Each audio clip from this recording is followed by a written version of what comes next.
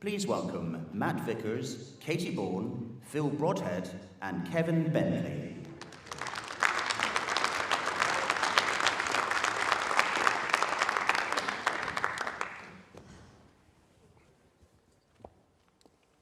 We're all go. Good morning, conference. Good morning. How are we doing? In essence, do you know what? I've said it before, I'll say it again, the Conservative Party is like a huge family. We have this annual get-together. We share the highs and the lows. We shared July the 4th. We're probably sick of talking about that. But what we are going to share is the campaign ahead in 2025. We've got the experts in the House, and we're going to talk about what we're going to do to make sure that we achieve the results that many of our councillors deserve in May 2025. Lots of work to do between now and then. It'll be the first electoral challenge for our new leader. We've got this huge decision to make, a huge challenge for them, huge challenge for us. Lots to do between now and then. But the one thing we do have to remember is that the last time we fought these elections, we had a double-digit lead. We were benefiting from the vaccine bounce. Things were very good, so it's a huge challenging election. Lots to do. Guys, do you want to introduce yourself? Yes. Good morning, everybody. I'm Katie Bourne. I'm the Police and Crime Commissioner for Sussex. Big shout out if anyone's from Sussex in the room. Yes, you see they're all here. Great stuff. Good to see you guys. And thank you for voting for me, because I got elected in May, just 9 weeks before the general election, as a Conservative. So I think that's possibly part of the reason. I think that's worth a round of applause. Yeah.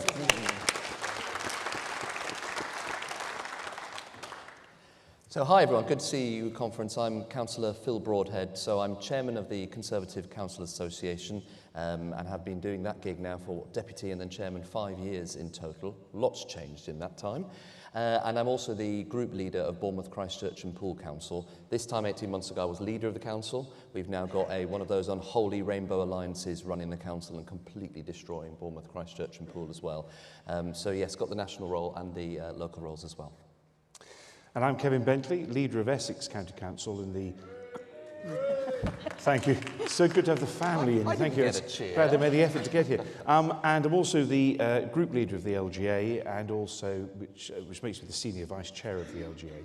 And like many of my county and some of the unitary and some mayors, facing the ballot box in May. But I'm determined we are going to win. We've got a good story to tell, and we're going to tell it. So experts in the field, and I think the big question actually, we're coming to 2025, we know that Conservative councillors deliver better value for money than anything else. We keep council tax low, we deliver better services. What are we going to do to make the case for that between now and May? And what great examples have you got to share with us on it? Well, I'll start. As you said, Matt, it is a challenge. You know, I think we need to be clear. First of all, we're coming out of this major electoral defeat, and I think we need to be open and honest about the fact that that's because we lost the election. You know, Labour didn't win it, and we seem to have lost the trust of our voters and have been doing for some time. Of course, in local government, this isn't new news. You know, we have been feeling this pain for a number of years now. We've lost 3,000 councillors over the last few years, and that is not because Conservative councillors aren't doing a fantastic job delivering on the ground. Predominantly, it has been as punishment from a kind of more national level conversation about the brand as much as anything else.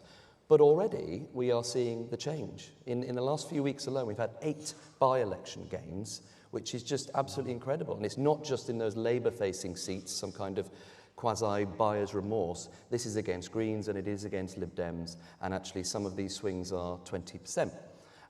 Which is, you know, really good news. It's exactly the springboard that we need. And I do think it's because, in terms of that May challenge, people have got a little bit of it out their system. They're now looking at the local government elections and actually voting for what they should be voting for, which is who is going to be their best local representatives, rather than some message to send to government.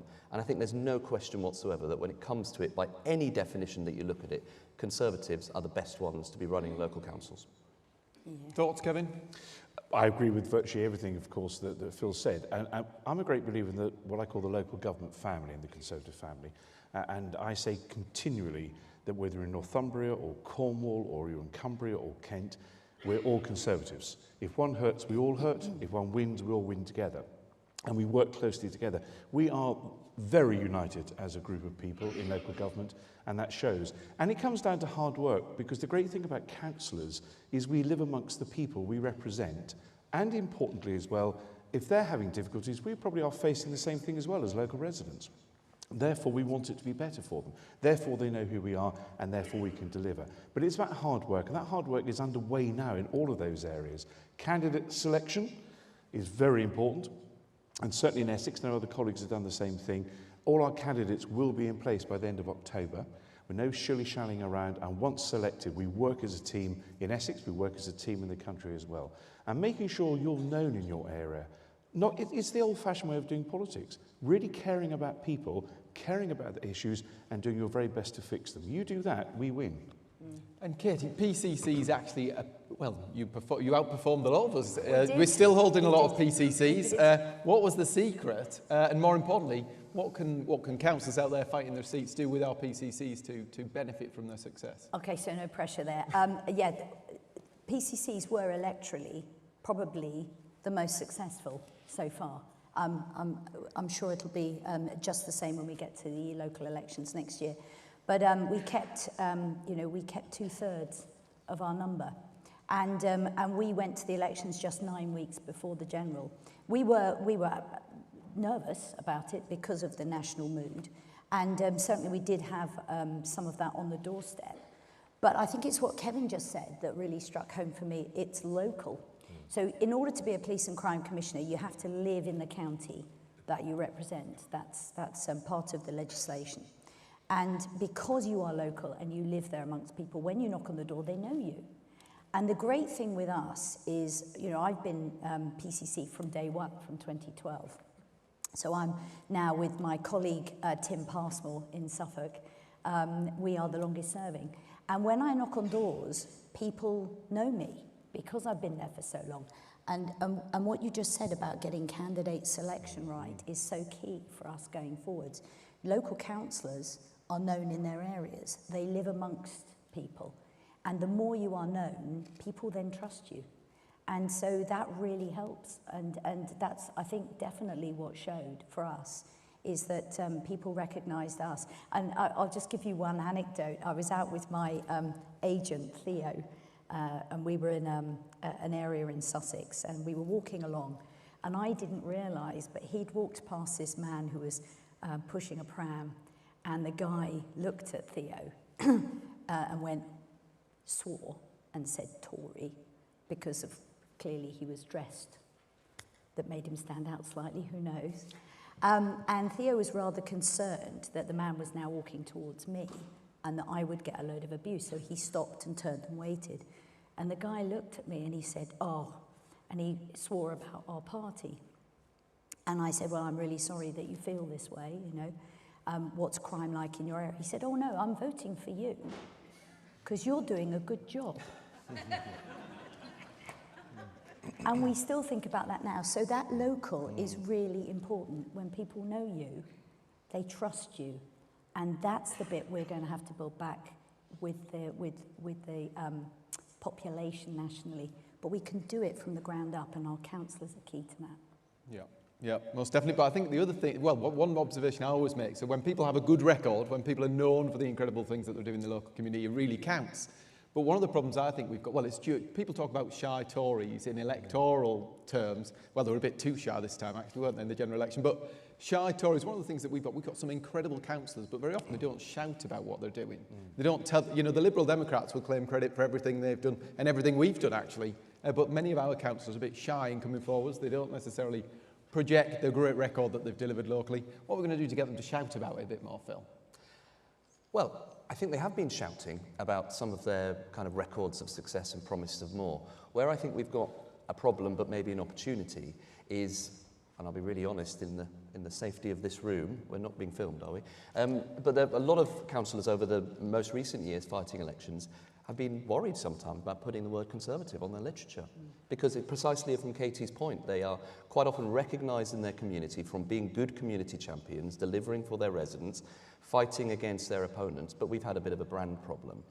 This is where I think the opportunity is, because the by-election successes we've had, and the kind of break that I think this election defeat has given us, I hope will give the bravery for us back in local government to not just win, but be proud Conservatives whilst winning, which will be that springboard and that kind of sense of optimism that the wider voluntary party, parliamentary party and others will need as well. So I think there is always room for improvement in terms of telling people to be braver and shout more about what they do, but I actually think local government is pretty good at it. We just now need to rebrand it and show that we are the solution to the fight back that is so clearly coming already. Big blue branding. Yeah, absolutely. Be proud of it. I would certainly say it's important that you stand up for what you believe in and not stand up for something you think will get you elected. And being conservative is what gets us elected. Those conservative principles. Not trying to be something else. Be true to that. People know what conservatism means. It means aspiration. It means opportunity. It means we take only the money we need to provide the services that you have. I'm a great believer that the taxpayer is a shareholder in either the county or the country they're in, and the dividend they receive are the services we provide. And have that true honesty with people as well. That's what Conservative stands for. They don't tell you one thing and do something else.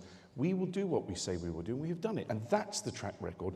That's what we fight these elections on, because where we have Conservative councils, people get better services. And we're going to tell people that time and time again. And if I can, that's absolutely critical. You know, if people trust you, don't overpromise and underdeliver. If you say you're going to do something, deliver it. If you can't do it, be honest with people. But they don't want to hear doom and gloom like Kevin from the current government.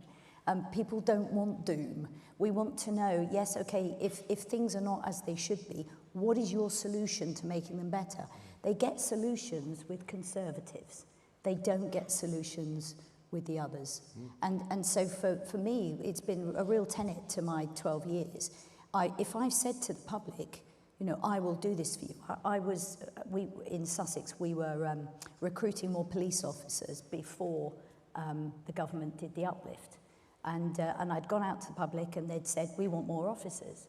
And so I said, well, the only way we're going to do this is if you're willing to pay more in your local council tax police precept. And the public said, well, we will, provided you give us the officers. So that was my guarantee, and I delivered on it. And the public remember that, because you've promised them something, you've kept your word. And that is our brand. That's what's critical to us as Conservatives. You know, we do deliver what we say we will deliver, and definitely for local councillors as well. Could I add another dynamic as well? There is a role for the party here as well. Kevin and I and many others have been saying for some time, it's felt for a number of years like the balance within the party in terms of the amount of effort that's put in from the kind of party machinery and structure has been very, very heavily weighted towards the parliamentary party. Now, that's understandable. We've had a lot of MPs. We had some really good election successes in the past. And, of course, we've been in government as well. But there are over 5,000 Conservative councillors delivering day in, day out real successes in their local communities. And one of the things that I've been pushing for the last 3 years, and I sit on a party board as well, so I've been the constant, Phil's banging on about it again, is making sure that the CCHQ and all of the party machinery views local government on a parity with national government as well. And I think we're waking up to that, you know, and we've been leading from the front. So from a CCA point of view, you've seen the shambles of Labour's winter fuel allowance withdrawal shenanigans. Well, we put together template motions which we provided to all Conservative councils. Over 100 councils have submitted the motion in their councils that we put together. A package of bespoke graphics, key facts, press releases which have been used across the country, and it has resonated tremendously because we've done it. Now, this is actually a national issue, but it is Conservative local government that are in many ways far superior to some of the parliamentary colleagues about getting it out there. We've just got different ways that we can connect with people.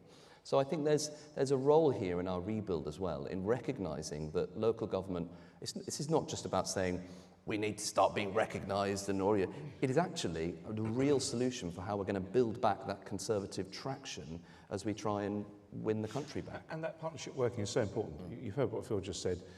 Throughout between the CCA and the LGA group, we have done that. And those motions have really resonated in local communities. That's a platform to campaign on. And people know that we stand up for them And we are standing up for them now. And an arbitrary decision that was taken by Labour just announced they were going to do it. Their own MPs don't like it. And therefore, we're capitalising on that because we believe in it. That's the first thing to say. And then the second thing, it's about that partnership working now extending to the Parliamentary Party. The Parliamentary Party needs us, we need them, we're one family. And that extends to the House of Lords as well. We fight together as one family to one common cause, bringing Conservatives back into power at the Town Hall, the County Hall and Parliament as well. We keep that momentum going with a new leader, we win. So we've seen that vile, horrible policy on winter fuel that's taking 300 quid out of the pockets of people who might be on as little as 13k a year. We've seen them at the same time as giving this 10 grand pay rise to train drivers on 65k. Huge attack on pensioners with the winter fuel, but also we're seeing now the debate about single persons discount. We're seeing the question marks around the bus pass. What more can we be doing in local government? What more can the Conservatives be doing to support those pensioners who seem to be And that's a really good question, because I've always been very critical of any politician that complains about something without offering solutions to do that. And that's why with our winter fuel allowance, for instance, yes, it was flagging up the hypocrisy of the decision, you know, the fact that it came out of nowhere. It was very dishonest, because not only was it immediate, but there'd been no hint of this during the general election as well. So yes, there is the politics of it, but the motion was very carefully designed to say, so what can we do about it?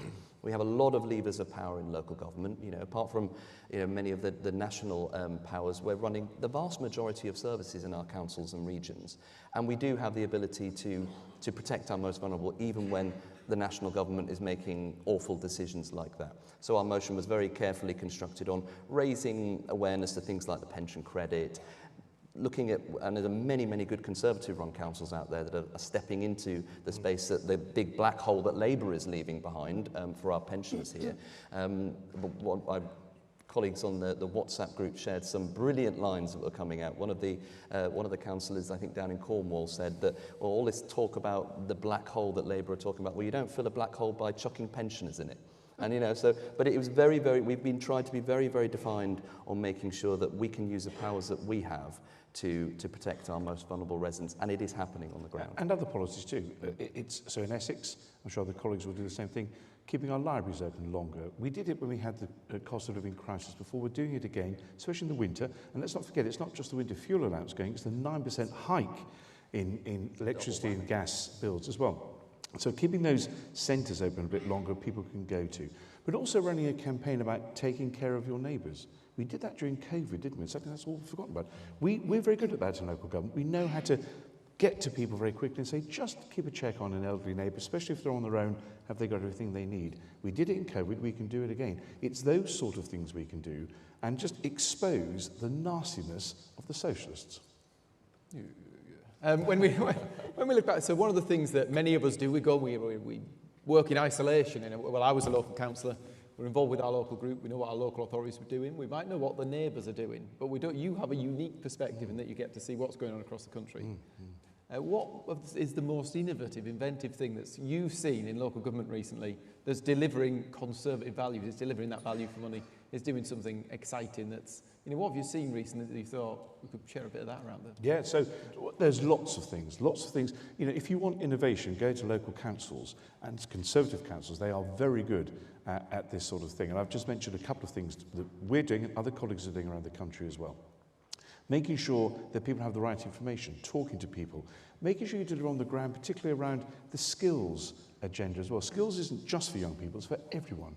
Making sure people have the opportunity. It's all about creating opportunity and aspiration. That's what Conservative stands for. So we see a lot of that around the country. We're not just managing councils.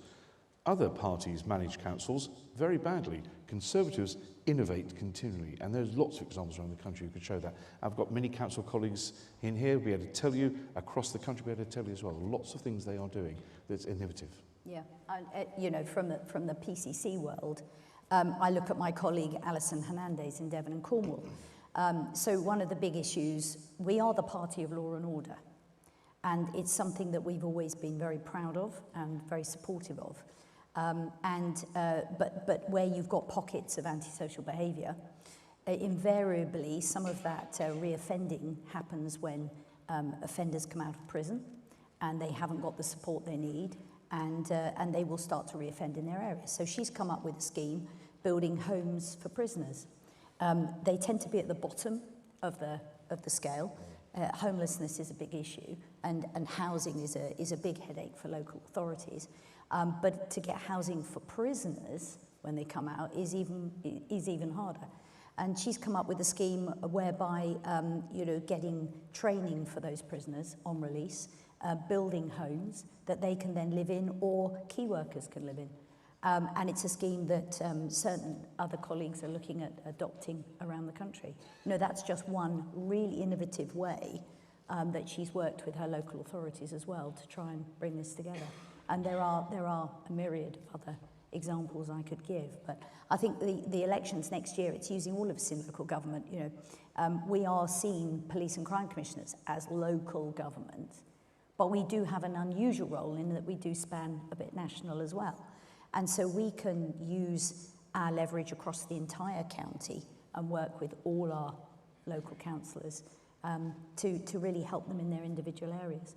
We were talking about that this morning, actually. We met with the PCCs. Yeah, we were talking about the fact that our Very PCCs, early, they had me out of bed at 8 o'clock. But they were an untapped source, actually. If you've got a local Conservative PCC, get amongst it. Drop them a line, get engaged, see some of the fantastic stuff they're doing in their community. You can even hang on their coattails as you ride into the next local election in May.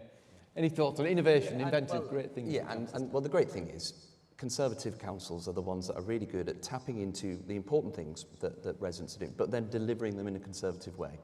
Now, we have a lot of issues that are kind of cross-party nowadays, and environmental issues, for instance. I know there are some people that are on the kind of opposite side of it, but I can tell you, being out there in communities, travelling around the country as we did for the general election, this is a huge issue. And actually, politically, we're talking a lot about the threat, and who knows what the threats might be when they manifest themselves in May, but of reform, etc. I'm more worried about the Greens, actually. In my campaigning at this election, I was going to places as far apart as Bristol and Bury St Edmunds, where we have Greens running the council now. And these are areas that, it's not because they're far less socialists. These are kind of posh Tory areas, but people care about these particularly environmental protection issues. So I think we need to occupy that space and regain it. And we're doing that on the ground. In many areas, when you talk about environmental issues, where you have non-Conservatives running the councils, they are doing vanity projects or kind of ideologically driven kind of ventures. Conservative councils can affect change in this area, but do it in a Conservative way. So, for instance, when I was leader of Bournemouth, Christchurch and Poole Council, we invested in a fleet of electric bin lorries. Not very glamorous, but actually it saved us a tremendous amount of money, because by the time that we got the whole fleet, the cost of energy went up. And it really resonates with local people. They care about this stuff, but we're not just doing vanity projects. We're actually doing things that are providing the services, doing it in a Conservative way, saving money and making better services at the same time. I think we can occupy that space even more, shout about it more, as you've suggested, because it is Conservative councils that are delivering these issues for people in a much better way than anywhere else. That's so true, the environment piece. So the PCC in Lincolnshire, Mark Jones, Conservative again, fly tipping, big issue, really incenses local people. He got together with his local council, they pooled some of their financial resources and they set up a team who went after fly tippers, really successful across the county. So it's innovation like that, working together, that we do best as Conservatives. We are problem solvers and we are deliverers, and we can't lose sight of that. So innovative, inventive councils, fantastic value for money with the Conservatives. But what more are we going to... So the big challenge now is not about what we're going to do in local government, but actually how we're going to make sure that we hold on to local government in May. So we've talked about some of the exciting things that we're doing in power in these councils. What tips and advice have you got for anybody out there who thinks they're going to have a rough old ride in the local elections this year? What should they be doing right now to tell people about the great work they're doing, and what things have you seen on your travels? Well, I mean, Kevin's up for election himself in May, aren't you? But I would say we need to start early. We can't wait for too long, and it's why we put a lot of time and effort into things like the candidate selection, making sure that the people are in place, people embedded in their local communities already. And then we just need to kind of throw off the defeat and really, really get stuck in.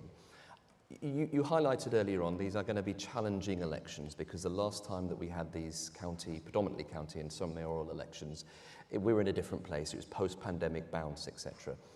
But since then, we've been heavily defeated in a string of local elections. So this feels like the first opportunity that we can really fight back. So it'll be difficult, comparing them to the last time they were fought. I think we should focus more on the trajectory that these are going to show going forward. I think where I'm a bit optimistic, as I said this earlier on, I think people have got a lot of their anger out of the system. I think if we can demonstrate again that we can be trusted, particularly on a local level, I think when it comes to May's elections, the voters will look at what they're actually voting for. They're actually voting in these elections not for whether they like Farage or have views on immigration or anything like that. They are looking at who is going to deliver their services better. And it's challenging out there. The most upper tier authorities now, we spend about 75% just on adult social care and children's services. That's a lot of money, but it's really, really important stuff. And these elections are those upper tier authorities that are delivering those services. So I think we've got to have the kind of singularity of purpose and vision and remind people what these elections are and what they aren't. And then build on that kind of sense of positivity that is underway with all these by-election successes recently, and then just blitz it. So all that's true, but I'll be very blunt. It depends what you folk do in Parliament. Okay, people are swayed hugely by that. We lost lots of councillors because of behaviour that was going on in Parliament. If you're very honest about it, that cannot happen again. I'm not looking at you particularly, Matt, because any other member of Parliament here, we're going to do that. So we're with you, we will support you and back you, and you do the same to us because we're one family. And when we have a new leader, and I have to say I've been impressed the way this contest has taken place, whoever the winner is, we all get behind them. None of this 5 families and all that nonsense, I don't want to hear it. What I want to hear about is getting Conservatives into power at the Town Hall, County Hall, Parliament, and wherever we possibly can. So we all rally around that new leader, and no backbiting, no arguments. 121 of you all point in one direction. That's against the people who are destroying this country. I think it's a very, very valid point. I mentioned earlier that I think of the Conservative Party as a family, and actually families tend to find that they do a lot better out of things when they wash their dirty linen in private and when they stick together, and hopefully that's a lesson that the parliamentary parties learned in recent times.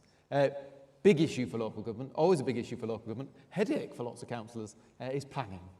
There's the debate about YIMBYs and NIMBYs. The Labour approach at the minute seems to be YIMBY. It is, yes, in your backyard, isn't it, Phil? And it's so two-dimensional, their approach. So for those that haven't been paying attention, Labour have recently announced their proposed changes to the National Planning Framework Policy, NPPF. Try saying that after a glass of wine. I haven't had a glass of wine, by the way, it's still too early. And what they've done is they've gone very, very heavy-handed, very, very quickly, with huge new centrally imposed housing numbers, which mainly are hitting kind of many of our areas, whilst simultaneously reducing the housing targets in places like London. And this is going to have a dramatic effect in local communities. A reminder, at the end of the last Parliament, our government put into place through the Levelling Up Act and our NPPF the ability for local areas to decide how many houses they were built, a locally derived choice based on evidence, because we know best. We are in our local communities. It's not about NIMBYism. It is about knowing what we can do within the parameters of our local geographies. And I think that was the right decision. This new approach from Labour to centrally impose these targets is not only very heavy-handed and very centralised, but I'll give you a flavour of the impact. In my area in Bournemouth, Christchurch and Poole, I've got a new local plan going through, planning for about 1,600 homes per year. That's quite aspirational. The very maximum we've ever delivered was 1,200 homes. So I think that is an ambitious housing target because we do need to be building homes. And of course, in my geography, I've got the sea on one side and Greenbelt all around us. Labour's new plans are for 3,000 homes per year.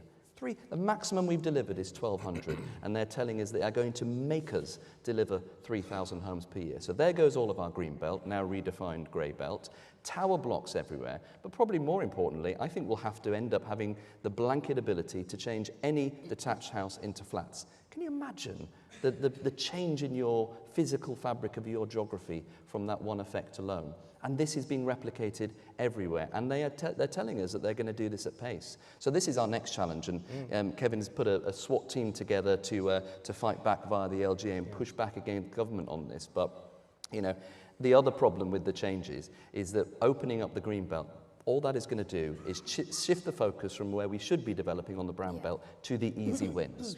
So there is no way on God's holy earth that it is a plan that is going to work and deliver and is going to bring untold amounts of pain. From us, our job is to push back against it, and where we are in control as well, make sure that we can actually keep as much local control over that as possible. And it's a slogan, and they will fail, as you just heard Phil say. It is just not physically possible to do all of this. It is important to have new homes, there's no question about that. And the kind of homes we have is important. So we never talk about growing on homes, the 2-3 bedroom houses we need for expanding families. They are equally important in all of this. And my view has always been, it's my view, you may not share it, I don't know, giving housing targets to a district or unitary council is bonkers. You build boxes. You've got to build proper communities. And the one thing the NPPF is very light on is infrastructure. Yes. You've got to get that in first, and the rest follows. Back in the 1960s, they knew how to do this. And if you build boxes, it will just not work. You will just cause problems in the future. So we've got to have an honest conversation. This is not an honest conversation. Coming out on day 2 saying, we're going to build more houses. Yeah, of course. It's a great slogan. It will not work. There's no proper thinking or planning behind it. And what at the moment in this country we are doing is living behind these missions, which are slogans. There's no plan to deliver. That's what we'll expose. We will build proper houses. We'll do it with and for the public, not to them. Very well said. I think one of the things that we look at now, well, one of the things we learned in the election was about the issues that young people face, about how we turn young people on to get them to go out and vote, and particularly how we get them to vote for Conservatives. Housing is part of that mix. Another issue that seems quite salient to young people is around the environment, is around what we're doing to make sure this place is in a better state when we leave it than when we found it. What are your thoughts on what Conservatives are delivering in local government around the environment? So on this, from my point of view, I was quite horrified at the number of young people that turned to reform. What that tells you is we've failed. We have failed to communicate with people what it means. It's going back to those conservative values and principles, aspiration. What made me a conservative, apart from the fact my family have always been conservative, but what made me a conservative is Margaret Thatcher said to me, you, Kevin Bentley, can be anything you want to be and I will help you. That's what we need to say to people. If you want to achieve whatever that job is, we don't look down on people, we don't look up to people, we just look at them and make them happen. And I say in Essex, life is like a corridor with a series of doors down there. Our job in government, and in local government particularly, is to open those doors for people, to show them the aspiration, to show them the opportunity, not push them through it, not tell them what to do. This is what's possible and we will help you. And everyone should have the ability to reach for the stars. It doesn't matter if you touch them, it's the ability to do it. That's what we need to say to people, and we need to deliver that on the ground. And the rhetoric which they flock to will disappear. But I think there's a huge opportunity here as well, and I agree with Kevin. My eldest, my 15-year-old, they on general election day, quite a lot of the secondary schools do their own mock election. And he came home at the end of the day and said, guess who won, Daddy? And I thought, well, it's probably going to be the Greens or Labour. No, it was Reform, actually. And it was Reform because there was a kind of clarity of message there. I think that perhaps it wasn't just a popular kid in the class. No, it wasn't, because it wasn't that they had a candidate or anything. It was just a party-based thing. It gave me a bit of spring in my step, actually, because if you speak to many people, particularly many older people, they assume that we've lost the next generation as Conservatives, that they're all, a bunch of snowflakes or whatever, we may call. That is absolutely not the case. The next generation are proper Conservatives. They're ripe for the taking. And actually, I think that's a hugely beneficial point of view, a position to be in, because if we can get our act together, rebuild the trust, and get that clarity of message and policies on things like housing and the environment, then they are absolutely ripe for the taking. And they are begging for people that are going to stand up for them and give them that kind of agency that Kevin talked about. Now, in local government, we are delivering a lot of this stuff, and so it is incumbent upon us through the next series of elections to do that hard graft. And, this is kind of, I suppose, the theme of this session. We are in opposition nationally for 5 years. That doesn't mean we go and lick our wounds and do nothing, because actually we've got a series of election after election after election, whether it be local government by-elections or local government and mayoral elections every single year. That's not a hassle. That's a prime opportunity to be building that momentum, sending that message, and then finding those new young voters that I'm absolutely convinced are there. Very, very good. Any thoughts? No, I mean, I echo everything that they both said, and I think, you know, what do young people want? They want, my children are a bit older than yours, they want housing, really important. Younger ones, they want training. What we did around apprenticeships was extraordinary. What we've done on education, we forget we've got the best readers now in the Western world, and we should be proud of that. You know, this is the record that we should be talking about, the stuff that we did deliver. And they want their families to live in low crime areas. And it's still true that wherever you've got a Conservative Police and Crime Commissioner, you have a lower crime area, because they deliver. That's what we do. And then thinking about that younger people, and looking at the profile of many of our members and councillors. You've got a glint in your eye when you said younger people. How do we ensure that our candidates, those young enthusiastic people who are going to be the next generation of councillors, how do we ensure that those people come into our mix as candidates, but also how do we ensure that there's more women in local government? How do we ensure that we bring, that our councils represent the communities that they're meant to represent? You have to ask people. Well, you have to, Yeah. and we have to rebuild the structures as well. And again, this is another opportunity with a new leader coming in, and we've heard from all of the leadership candidates that they're going to take seriously the kind of structural resurgence of the party as well as a kind of political and policy-led resurgence. And it's critical because we are a bit of a hollowed out force on the ground. We're all a little bit tired after a number of successive elections, but the opportunity is there. And it starts at local associations. So it starts with asking people. It starts with new policy forums, getting, you know, one thing that always really annoyed me when you talk to people that actually get involved in politics, it's because they actually quite like politics. When we, via our associations, get new members involved, we never talk about politics. We send them out delivering leaflets and, you know, we get them involved in social events, but actually, let's go out to the pub with people and actually start talking about what the future of the modern Conservative Party is going to look like, because those young people are really interested in that conversation. So get them involved as much as possible, and then I think they're the answer. Speaking of the answer, 3 of them are sitting here from my area, very young people, delighted. That's the next generation. They can see I'm pointing at them, they're trying to look elsewhere. No, not Tim. Just here. But the point is, it's great, and young people are involved. In our general election, certainly in the Whittam and Braintree area, and in Colchester, we had a lot of young people out, which is really good. Now, we're a university town in Colchester, so we have a Conservative association there, which is really good. However, on the wider point, it's about being relevant. Yeah. Relevant. If we're just all seen as people who just talk about politics, it's about the things that affect you. Yeah. What got us in politics? What really got us involved? Because we cared about something passionate we cared about, and therefore we wanted to do something about it. And that's what gets people motivated. Talk about that. Don't go into about heavy politics and great debates. What actually makes you care about your society? Do you want to improve that? Then stand for us, because we can help you. Get them involved. Be relevant to people. That's across the piece, not just Conservatives, across the piece. Why are we despised more than estate agents, more than journalists, which is what I was? Why? Because we're seen to be lying all the time. That is just not true. But that's the perception people have, because it's a self-perpetuating perception.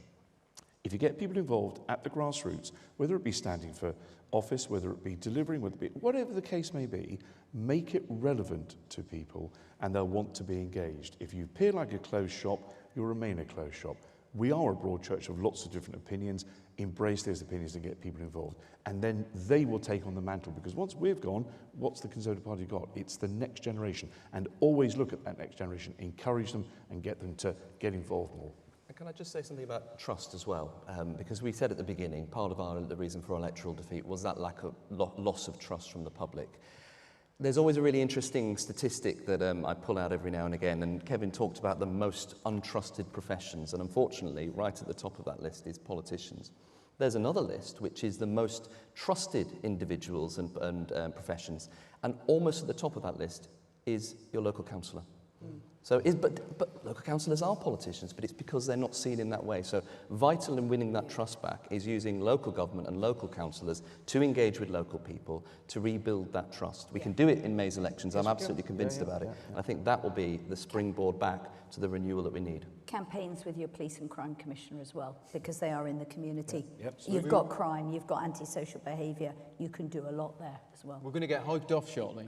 So I want you to give one, for the person sat at the back somewhere who's decided they're going to stand for council this time, or the person who's seeking re-election, I want one piece of advice about what they should be doing between now and May to make sure they get re-elected or get elected for the first time. What is it, Katie? What's the advice? Knock on the doors, get your face in front of people, get your name known, speak to people, have those conversations. If we are going to be in opposition for 5 years, we've got 5 years to do this well. Less so time for councillors, but it's next May. Now is the time. You should be out there. Don't leave it till 6 weeks when the campaign starts. You should be out there every weekend. There used to be a really, he's deceased now, but when I first got back into politics, there was a local councillor in my patch, and he used to get elected every year, every time, and he never went out campaigning. And I said to him, how did you do it? And he took out of his pocket little calling cards with his name and his telephone number on. And he said, every week I go and deliver 14 of these in my patch, just 14. I put them through people's doors, I knock on 14 doors, and if they're not there, I just say, I called to see you, ring me. And that was it. Everybody knew Clive.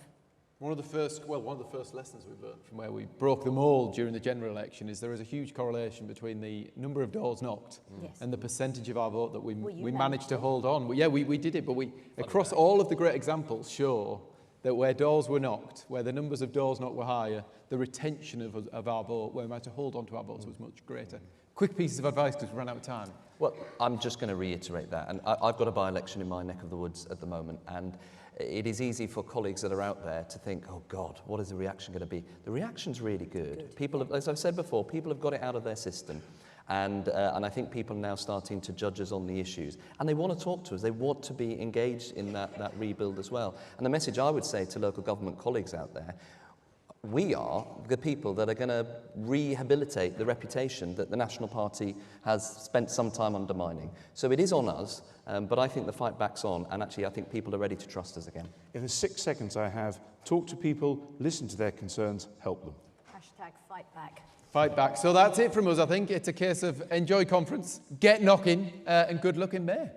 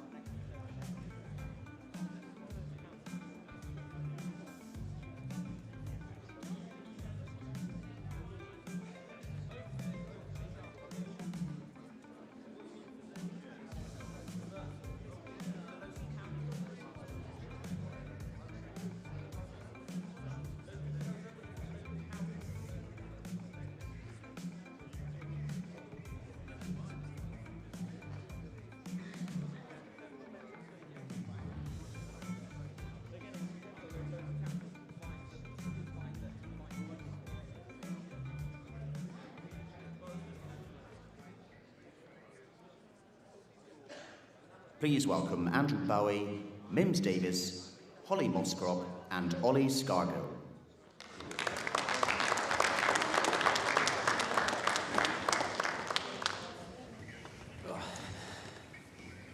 Good morning. Thank you very much for joining us for this panel on young people, the youth vote, and why essentially young people in this country today are not voting Conservative in the numbers that we would like. I'm Andrew Bowie, I'm the Shadow Veterans Minister, also Shadow Minister for Energy, and was at one point the Deputy Chairman for Youth. This is Mims Davis. Good morning, everybody, and I hope you're having a lovely conference. I'm Mims Davis. I have the pleasure of being the Member of Parliament for East Grinstead, Uckfield and the Villages.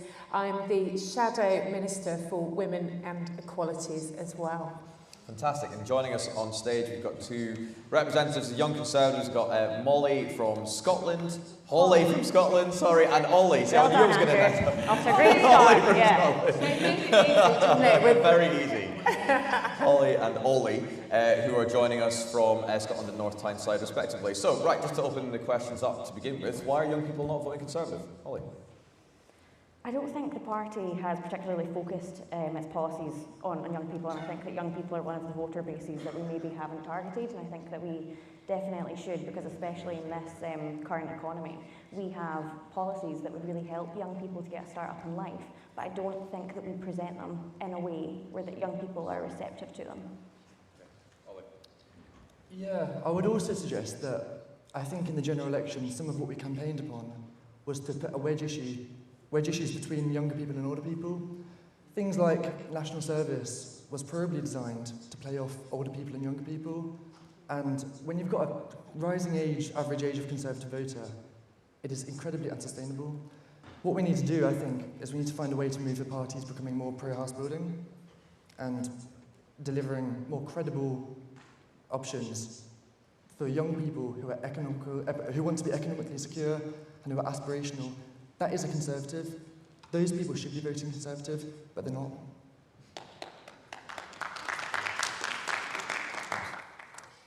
Well, I think one of our challenges is that you have to be just over 30 to vaguely remember 15 years ago a Labour government. So over the last few years, as things have got more difficult, economically, getting on the housing ladder, etc., I think our young people haven't had a clear pitch from us.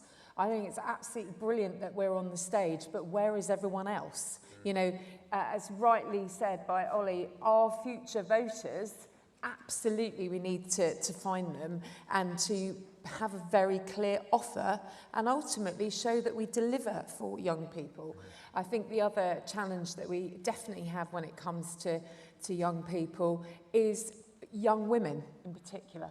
How there is no shortage of wonderful young men to chat to at conference or actively in our associations, but I think all of us would probably freely admit young women joining the party, being part of the party, feels far too in between, and we need to do something about that, because we're not going to have a good offer for young people if not listening to them and having their voice in what we do on constituency level, but also on policy level.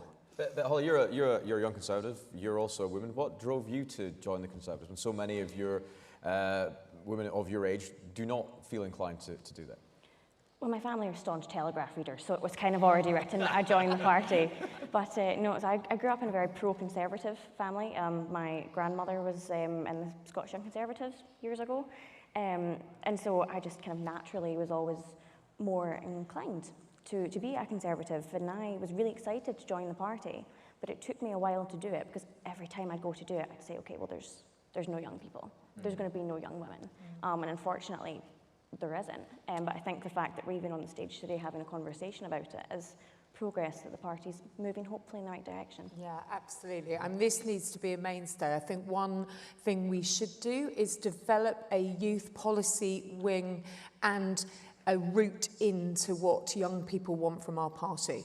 In some ways, a little bit like some of the other main parties do, to actually have a clear offer and a route way in, but keep it not separate, but arm's length, so ultimately it can be formed and created by young people and feeds in it, but has its own status and own value. Yeah, no, I completely agree. Ollie, you're not only a young Conservative, but you're also a councillor. So you come at this from two different routes. Obviously, you yourself have a view, and you're a member of the organisation within the party. But you speak to electors out there, and you go and campaign for us in North Tyneside, and I know across the rest of the country as well. So what are you hearing from voters about why it is that young men, in particular, can vote Reform, but don't feel inclined to vote Conservative? I think most people I speak to have got conservative values, especially young people, aspirational, just coming out of university. Those people should be really excited. They don't want to be paying high tax. They want to own a home. Those are conservative values. And we look at people who did really well in these fields. Margaret Thatcher knew that we had to appeal to both older people and younger people. She had radical house building, right to buy. This stuff really appealed to young people who wanted to get on the property ladder and become economically secure. I think really the party needs to do a better job. We've done great for people in school, but they cannot vote. And as soon as they leave school, Labour are giving them a better offer. And we have to change that. When people leave, we need to be saying, you know, we're the party of low tax, we're the party of home ownership. That's what people want when they leave. And at the moment, I think we need to have a better offer when it comes to that. We've been using house building as a wedge issue. I just don't think it's sustainable, and probably has led into the problem with the rising age of a Conservative voter, which is completely unsustainable. Most people I speak to are Conservatives, but we're just not doing a good enough job of getting that message across that they need to come out and vote for us. Well, going back to the point about coming out, I think you have to come out as a Conservative. It was slightly, a little bit what was alluded to there. Actually, as a young person, anybody under 30, it almost has to be a slightly whispered thing, doesn't it? I'm a Conservative. Oh, but you're really nice. Well, of course we are. We're Conservatives. Why is there a perception that it's a difficult thing to admit as a young person or to join the party? How can we fix that? Because that's one step back that we need to take to get more people coming through the door to turn that older voter challenge around. Yeah, I mean, I obviously am from Scotland, and obviously we had a little referendum 10 years ago. Apologies for anybody I'm about to make feel old, but I was 12 when it happened. Thanks. That's what you get for calling me Molly. Yeah.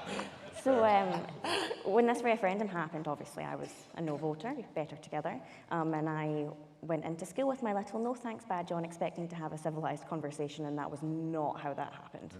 And it was a very, very horrible time. But you felt comfortable enough to go into that election and have a view at 12? I did, and then all of the kind of just abuse and whatnot that I got from teachers, people that saw my badge in the street, other students, I went back in the Tory closet because I just didn't feel comfortable talking about the fact I was Conservative, especially because I'm from an area that predominantly voted yes. And so there was just so much hostility and bitterness after the result that it wasn't a celebration. It was kind of a turning point where a lot of unionists didn't feel comfortable. The point on transitions for young people, so leaving school, leaving college, those transition points where we should be connecting with young people and offering that hope, that social mobility, that aspiration. There is a time that we should be able to explain our values and why actually they're young people's values. Why are we missing that trick? Ollie?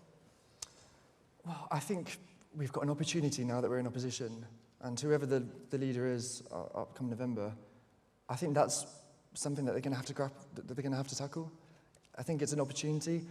We need to find a way to appeal to both older people, who are traditional bases, and to younger people, because I think some of the polling in younger people is just absolutely terrible. Do you not think there's a bit... I was talking to a Blue Beyond YC event the other evening, and do you not think there's a misunderstanding?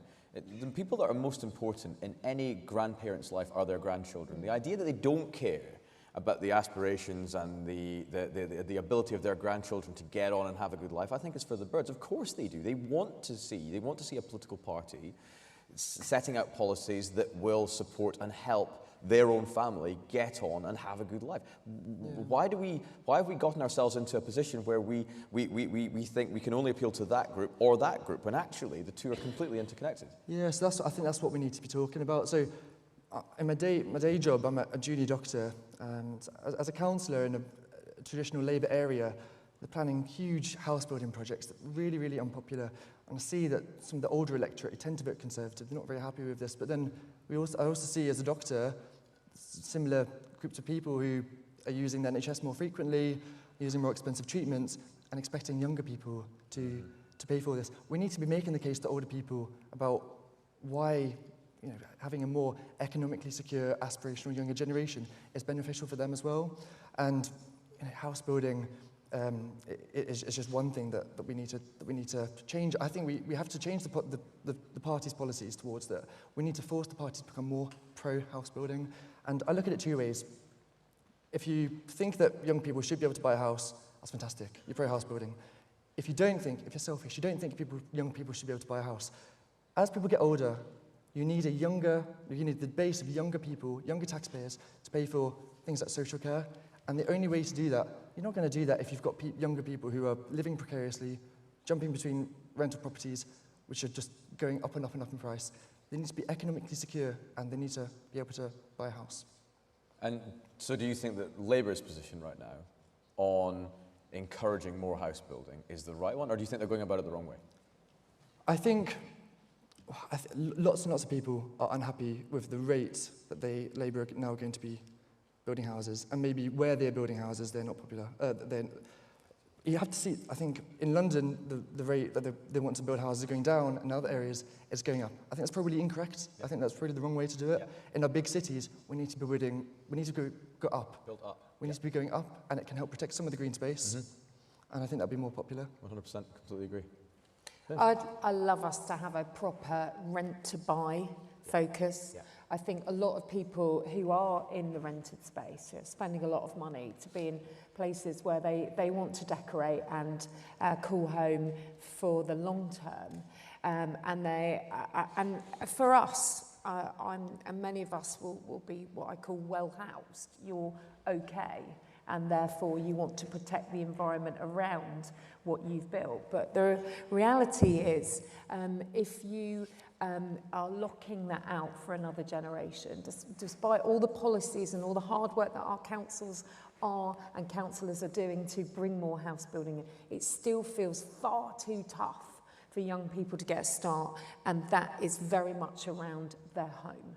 And so if we can use this time in opposition rightly to challenge the new government with its completely wrong-headed housing approach in terms of the density and the big city approaches, areas like Brighton getting let off, the threat of new towns in some of our most housing constrained areas, such as mine. One of the reasons many of our constituencies have changed is because we've built houses, but it hasn't been for the young people who perhaps need them.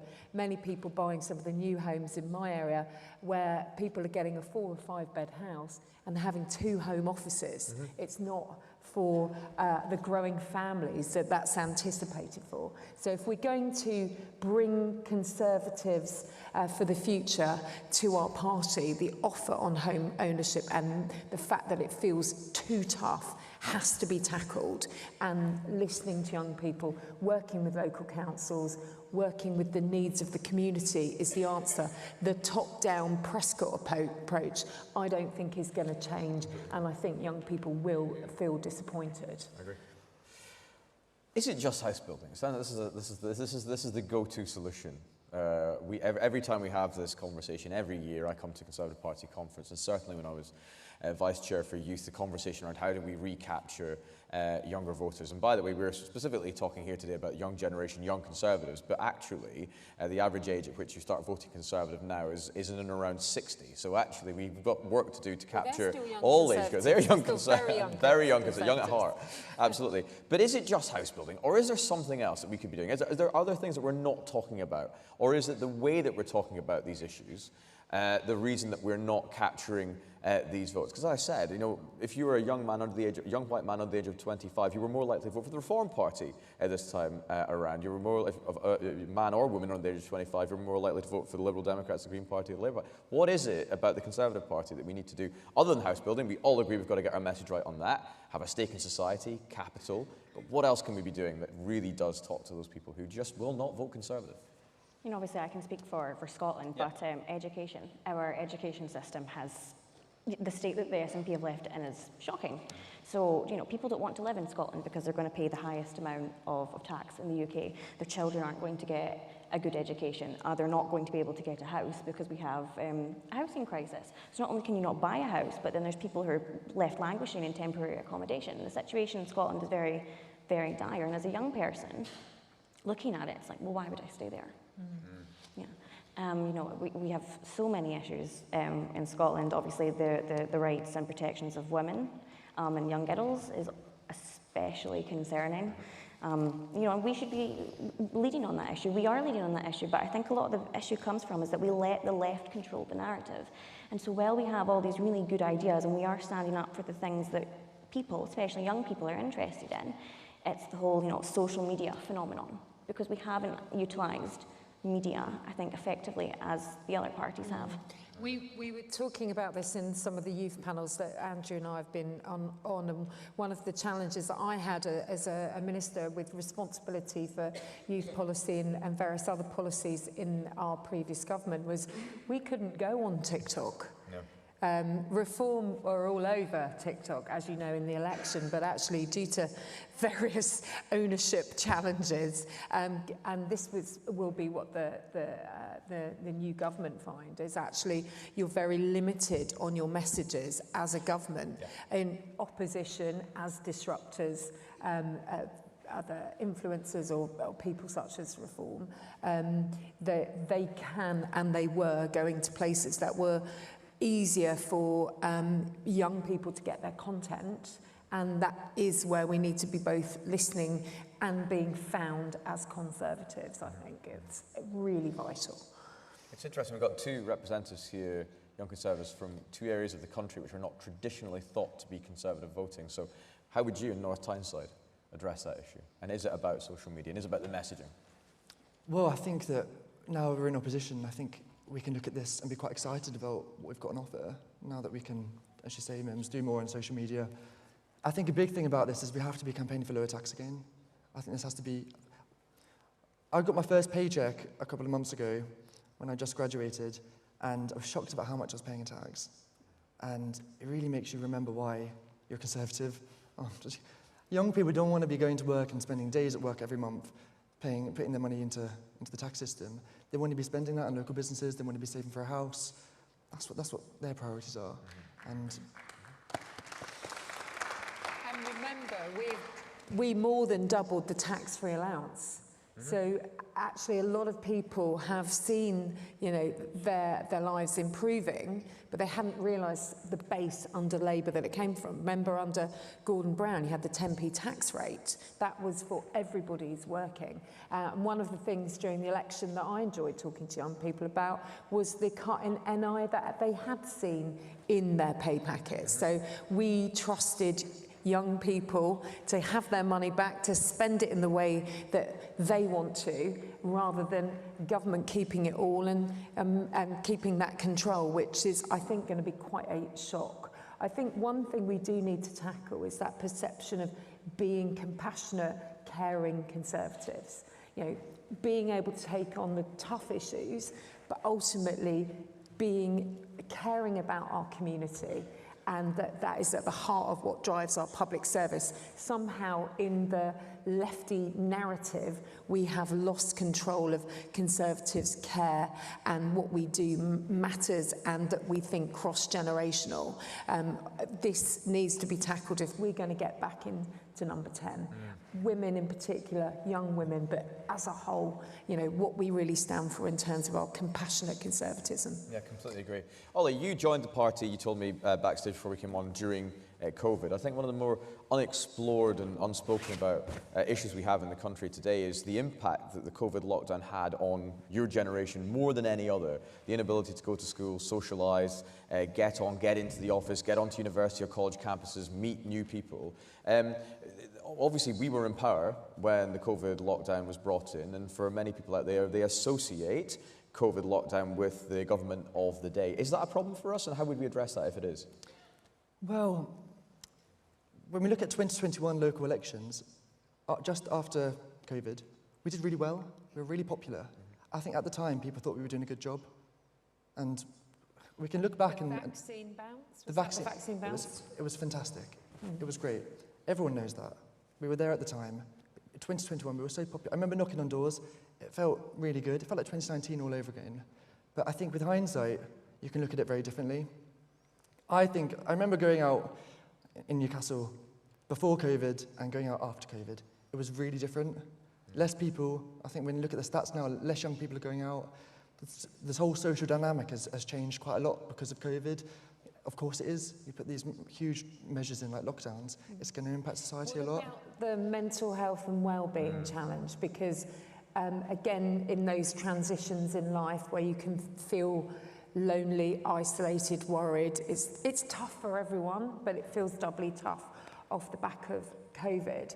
But there's a lot of people staying at home, feeling worried about their next steps, and perhaps falling into a mental health challenge, but people not talking about the breadth of mental health and well-being. So perhaps there's some self-diagnosis and some other things that perhaps might be holding young people back because of the impact of COVID. It was a really scary time to add to those challenging times. As a junior doctor, are you seeing some of this in your day-to-day work? Yeah, I think we were definitely getting on the right track at the end of the government about putting mental health at the forefront and treating it equally as we do with physical health. I think that was definitely the right decision. We were making inroads. Obviously, there's always more to do, and we'll be seeing the impacts of the lockdowns for many years to come. Yeah, I agree. Holly, you annoyingly mentioned that you were 12 years old at the time of the Scottish independence referendum in 2014. We don't need to focus on that too much. He's so old, you can't remember. I do remember being out and campaigning, and it was just as vicious a campaign as Holly was making out. And hopefully we'll never see the like of that again, and the SNP very much on the slide and on the way out, which is a good thing for our country. But, Holly, we in Scotland became much more relevant in the eyes of the electorate, again, as a result of that referendum, as a result of being the strongest unionist party. But as you say, there's a whole generation of people who have very little memory of that referendum, who are now of voting age. How do we connect with them in Scotland, aside from being the party that people know are going to stand up for the United Kingdom, but that is history now, and we need to offer them something new? Yeah, I think as a party we have kind of put ourselves into like one issue. We are the party who is against independence, right, the clue's in the name. And I don't think we have made the effort to tell people that we have other policies. People could tell you about what the SNP are doing.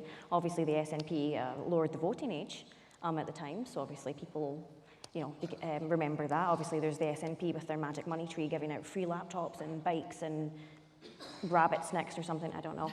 Point being is that young people, this is what they see.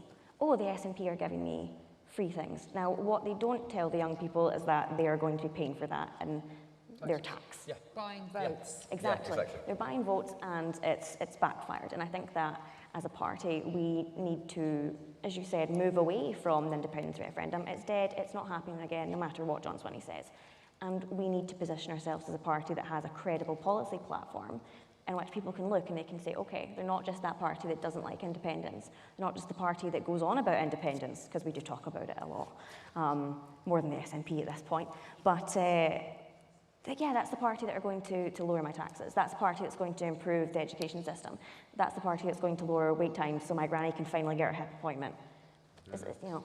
So where's the social or self-responsibility in this? So is the party going to do it, or is it about you and what you can do? So our party's all about where your talents and ability can take you. And we are the party of social mobility, but I think we've lost that narrative too, because again, perhaps other people have said, we can give you the future, rather than we are the party that will empower you to find your future. No, I mean, definitely. I'm from probably one of the least conservative areas in Scotland, but I'm sitting on the stage right now. The party has been a great experience, and I've gotten to do so many things that I wouldn't have.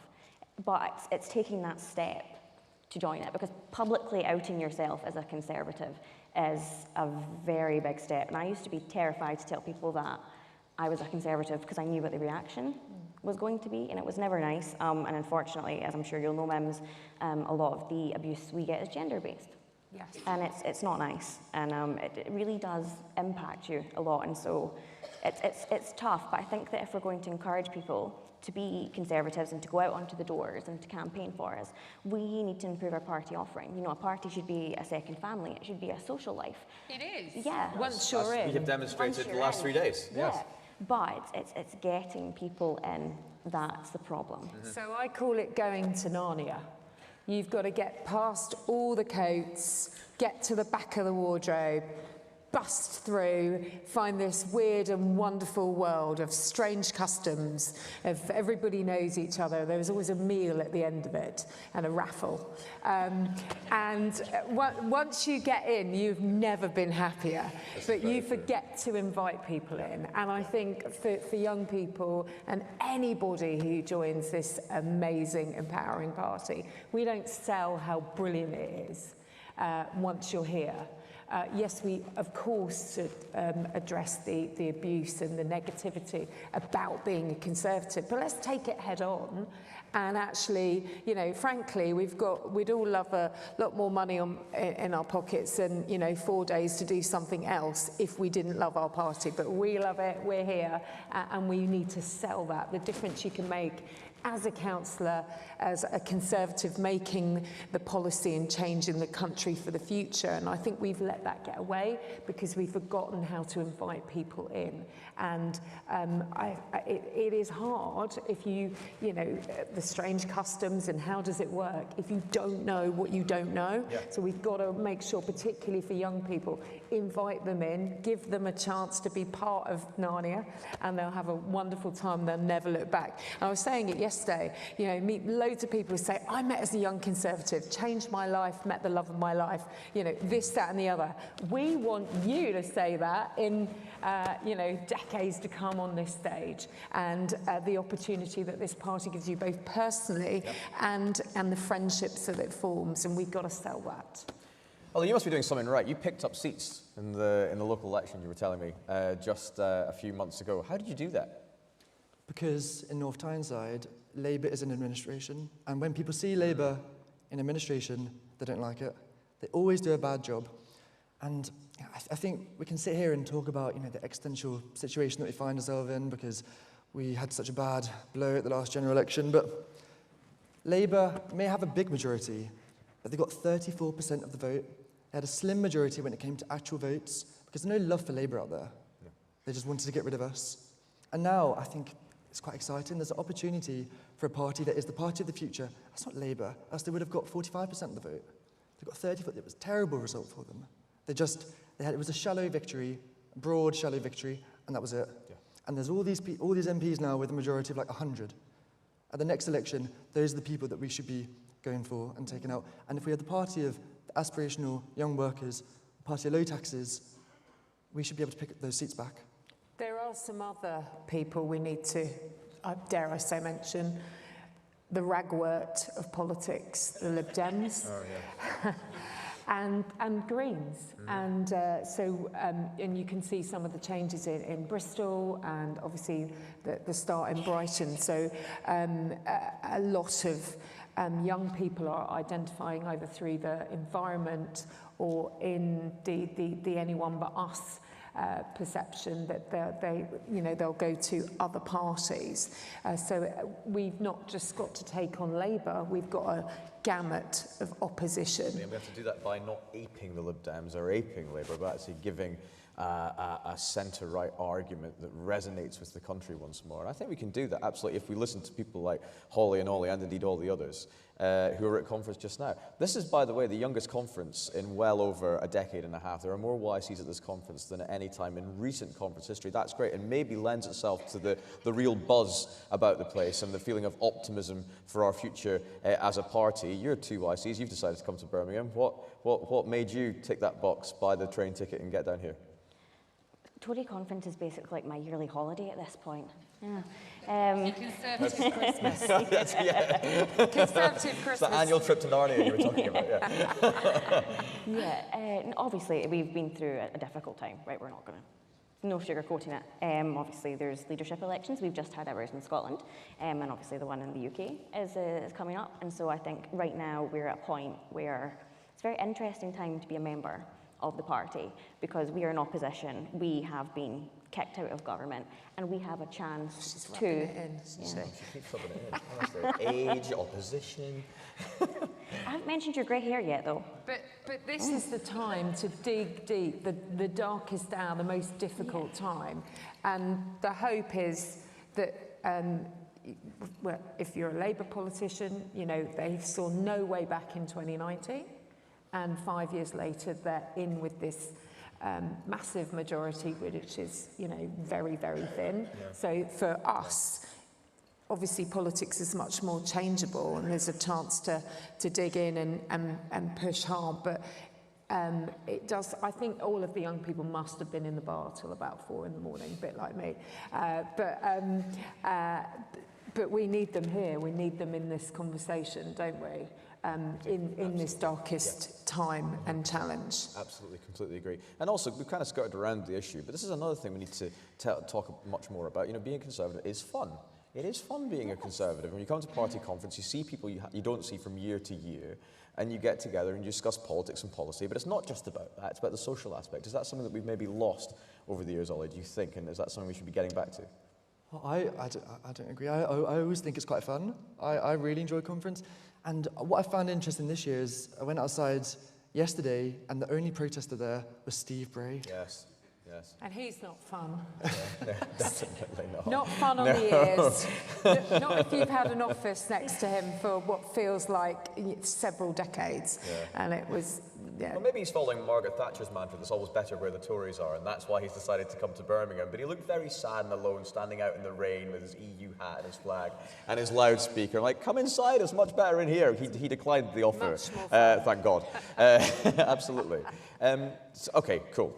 One of the big issues that we've been talking about, certainly in my job as a shadow energy minister, is net zero, and then sort of the debate around that and the new jobs that will be created and the new technology, but also remembering its transition.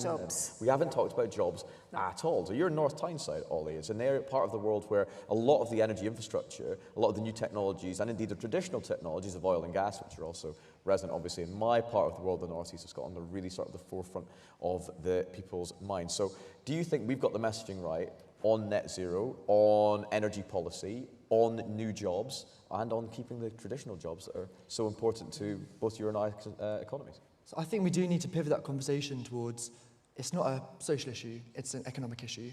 I think in the last couple of years, we've seen just how important energy security is, and it's on everyone's mind, because of war in Europe. It's very worrying, especially for young people who are starting out, and who may be paying their energy bill for the first time, and it's huge. So I think we need to pivot that conversation towards, this is not social, this is an economic issue. This is jobs, this is lower fuel prices, and how we do that, that's a question for the next leader of the Conservatives. This is a huge issue that I think is going to have to play one of the biggest aspects of their campaign. Holly, energy is obviously really important to the political debate in the Scottish context, given the importance to the Scottish economy of the oil and gas sector, the transition to renewables, the end of licences for the North Sea, the extension of the Energy Profits Levy, all of that sort of dominated to a certain degree the debate around the general election in Scotland, and actually is one reason I believe that the Labour Party do not have a mainland MP north of Stirling because of the impact that their policies will have on that sector. So do you think that we are getting the messaging right and talking to people, explaining what exactly net zero will mean, transition will mean, and how do you think we can combat the Labour Party on this? So in the northeast, I think we've got it right. They understand what the issue is. They understand how dangerous it will be if local economies crash because the oil and gas industry has been killed by the Labour Party. I'm from the central belt of Scotland. We don't really have energy kind of infrastructure there. And so I don't think people from that area of Scotland actually understand the true catastrophe. It would be if Labour go ahead and go cold turkey on oil and gas licenses, because once again, you see all these protesters, protesting Rosebank and whatnot, and it does seem like, certainly a lot of our generation are really against it, but I just don't think they understand what it is, especially when you're coming from an area that isn't reliant on oil and gas like you are up north. Let's talk about Port Talbot. I mean, there'll be people today whose lives, their families, generations before have been fundamentally changed, and this is under a Labour government. Absolutely. This has been allowed to happen. On top of that, the insecurity in the nuclear sector. There are very few communities that will support a nuclear future, and in Unismorn, in Anglesey, everything around Wilfer, it's all there. And a community that wants and is bought into that way of reducing emissions, and they're languishing. So, this is a real danger for many communities, and they are Labour run now. A lot of people who will be in those jobs, young people especially, probably left school, got an apprenticeship, maybe went to college, didn't go to university, but a lot of the conversation about how we engage with young people is focused around young conservative associations on university campuses. So how do we break through that and start speaking to those millions of people that leave school every year, get into the workplace, work hard to get on, get an apprenticeship? How do we speak to them? Because they are inherently conservatives. Ollie? Well, I think what we did quite well in the last government was prioritising apprenticeships. I think we should be doing more work to get, I think would be a great idea to have Russell Group universities delivering more degree apprenticeships, add a bit of prestige to them. I think that'd be really good. I think also something that's not spoken about very much is lattice careers. So we do loads of upskilling. There's loads of opportunities to upskill, but some people are side-skilling now. So in my field of work, there are doctors who become lawyers later in life, or there's new industries, so accountants who are going into the new industries like AI and stuff. And as the world changes so fast because of the internet and social media and all sorts, I think we should be putting more priority on side-skilling, allowing people to get opportunities in other careers and get skilled in other sectors that will help them to access different jobs. I think a lot of young people have got that on their mind as well. The field of work is changing so quickly. I think that we have to be ready and adaptable for that. Yeah, it's a life of jobs now. Yeah, it really and is, equipping young people, anybody in the labour market for a life of jobs is really important. I think we do talk about careers. What's your future? What are you going to do now? You've got to magically get there. None of us are the finished article. We're all working on it. But I'm definitely going to help you be the finished article. Thanks, appreciate it. But I think the point is that we sell this thing to young people that you've got to make a decision, do your exams, and that's your set path. That's not conservative. We need a pragmatic approach. It's not realistic in 2024. Exactly. There's so few people will stay in a career for their entire life anymore, or in the one profession. So you're absolutely right. We need to be much more realistic about that. Holly, have you got anything to say on that? As I'm watching the clock tick down to when we're going to get pulled off the stage. No pressure then. Yeah. Final words. Let's nail it at the end. What do we need to know on work? We need to kick the SNP out. We need to kick Labour out. tackle reform, and stop telling young people that they don't have the life experience to be involved in politics, because I think if this conversation has shown anything, it's that young people might not have a mortgage and they might not have 50 years in the same career, but the experiences that we've had, good and bad, versus growing up under a Labour government, the pandemic and whatnot, we have different experience, which makes us an asset to the party, which is why we should be embraced and welcomed. Yeah, Absolutely. we need way more of you and bottle Absolutely, you. 100%. Aren't they great? Absolutely.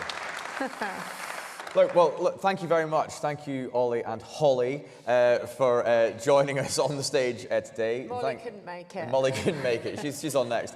I really appreciate you taking the time. I think it is an important debate. It has been great to see so many young people at this conference and see the real breadth of debate that's being held in the Youth Zone, by Blue Beyond, and by all the other organisations that are engaging. But we as a party need to, I think, as Holly has said, bring young people into the heart of the Conservative Party again, so we can really shape what we're doing, shape our policy, shape our direction, shape our narrative as we move into the next election in a few years' time and capture back some of those people who just would not vote for us. And some of those elections are coming up. We've got, those, we've got, the fight is already on, and those county elections will be key. Council elections next year, 2026 sees devolved elections in Wales and Scotland, and before you know it, we'll be back at the general election in 4 or 5 years' time. So we've got to get on this and do it quick. So thank you very much, everybody, for your time, and please thank our panel once again.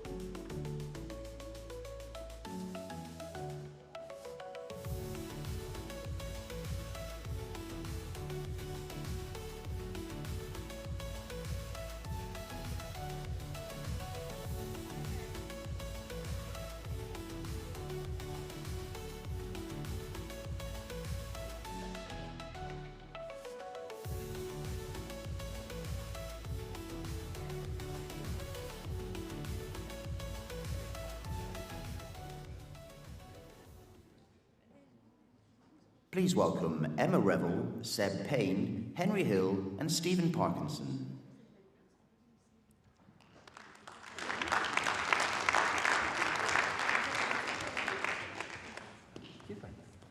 Well, good morning, conference. It's good to be with you. I'm Stephen Parkinson. Until the election this year, I was the Minister for Arts, Heritage and Libraries, but I began my career in the Conservative Research Department, the party's internal think tank in many ways, and as Director of Research at the Centre for Policy Studies. So it's wonderful to be with you this morning for this session giving the think tank view an important part of waging and winning the battle of ideas as we review and rebuild at this conference. And I'm delighted to be joined by Emma Revel, who's the External Affairs Director at the Centre for Policy Studies, there'll be no bias here, and Seb Payne, who's the Director of Onward and was previously the Whitehall Editor at the Financial Times. Unfortunately, Henry Hill, the Deputy Editor of Conservative Home, is having such a busy conference, he's not able to join us, but I'm delighted that Emma and Seb are here to give us their thoughts.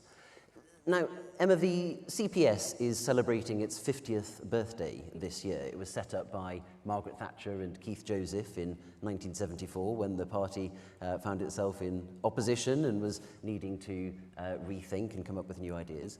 Tell us a bit about how you've been celebrating that anniversary this year, but also how you've managed to keep true to the traditions of the CPS while also coming up with ideas for a new era and solving new problems. Well, you're right. It has been a combination of celebrating the 50 years of achievement that the CPS has had. And as you say, you know, Margaret Thatcher was thinking about the ways in which we needed to address the issues facing the country. And it wasn't clear in 1974 what Thatcherism would become or what Thatcher herself would become. But she understood that there were problems facing the country that needed to be thought about in an interconnected way. And she set up with Keith Joseph and others the Centre for Policy Studies to do that. So in some regards, actually, our 50th anniversary couldn't be more timely because this is exactly what we were founded to do. The Conservative Party has found itself not necessarily as focused on policy over the last few years as many people think it should be, and faced with a historic election defeat and a mountain to climb to get back into government. So we are celebrating the many successes that we've had over the last 50 years, but also looking at how you can apply Thatcherite ideas to today's problems, but also modern solutions. I think it's important to respect the enormous role that Margaret Thatcher played in the CPS and the Conservative Party, but also acknowledge that we are not in 1974 anymore. You know, Thatcher ceased being Prime Minister before I was born, and you know, she has not been with us for over a decade now. So we need to apply her values, her way of thinking, the way that the CPS initially looked at the way that policy problems in this country are interconnected. You can't look at housing or immigration or the NHS in isolation. These things have enormous overlap and they each affect each other.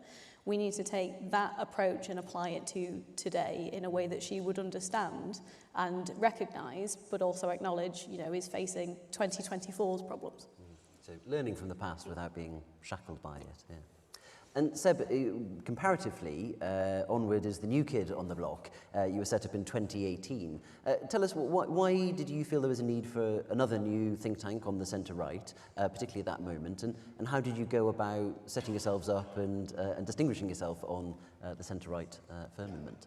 So I think we all remember the 2017 election, which was a little bit closer to call than many Conservatives would have liked. And at that point, it felt as if a lot of the fresh intellectual energy and organising capacity was coming from the left. That you had, obviously, Jeremy Corbyn surging, that kind of big momentum behind him, even though, obviously, Labour did not win that election. But I think it was felt on the centre-right at that point that there was an need for an injection of something new, to do something different. So Onward was founded by some great figures from the Conservative thinking movement. So Lord Daniel Finkelstein, Neil O'Brien, the MP for Margaret Harbour, Nick Faith, who was formerly a senior person at Policy Exchange, and Will Tanner, who was our founding director and went on to work in Downing Street and many other roles as well.